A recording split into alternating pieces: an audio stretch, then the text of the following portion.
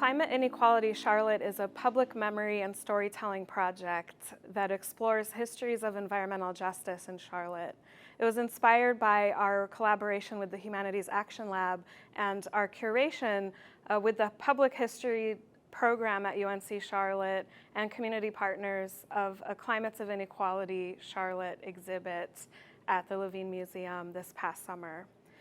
The project is, right now it has a digital home at climateinequalityclt.com, and it is a collection of primary source resources, interviews, and short video clips that share climate histories, presents, and futures through the eyes of students and educators in the city. We hope that the project can serve as a resource for researchers and students and community members to discuss issues around climate change, inequality, displacement, and migration in the city, and to spark movements for change.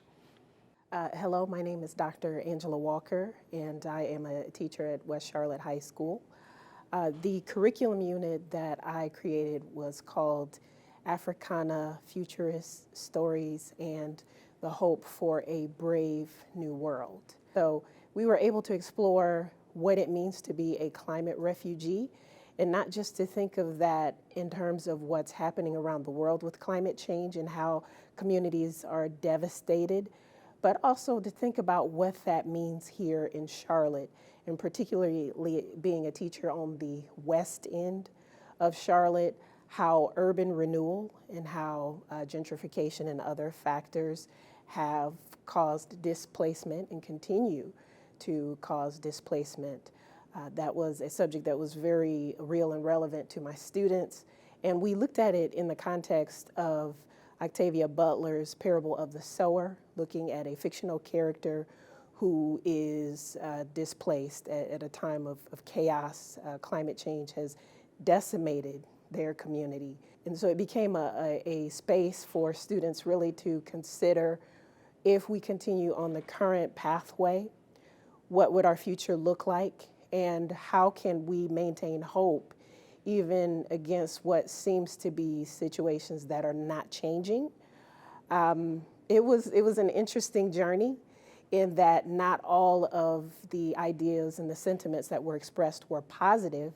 However, for me, it was much more about making the space for students to have these conversations, to collaborate, and to create. And in creating, then they were also able to inspire themselves through the Parachutes for the Planet project that we participated in. My name is Scott Gartland. I direct the Charlotte Teachers Institute, an educational partnership with Charlotte-Mecklenburg Schools, UNC Charlotte, and Johnson C. Smith University. We had the opportunity to work with Dr. Tina Scholl from UNC Charlotte around a seminar we called Climate Refugee Stories that centered on Tina's work and research with the intersection of migration, history, and environmental justice. And teachers developed curricula over the course of 7 months on those themes, and they brought them back to their elementary, middle, and high school classrooms. And it was a tremendous success, everything from picking up trash to appreciate the importance of your school, to teaching about high school literature and ways that we can integrate environmental justice in those spaces too. I am Ebony Lockett, founder and CEO of Harvesting Humanity. I am an educational practitioner, and I would say former and forever, because I did teach in the classroom for 22 years, but I also understand that learning is not just about what's happening in the brick and mortar. It is about the lived experience and how we translate that into civic action. And so my organization, Harvesting Humanity, we reimagine learning and development in a way that develops solutions for some of our current issues, and that includes issues of climate.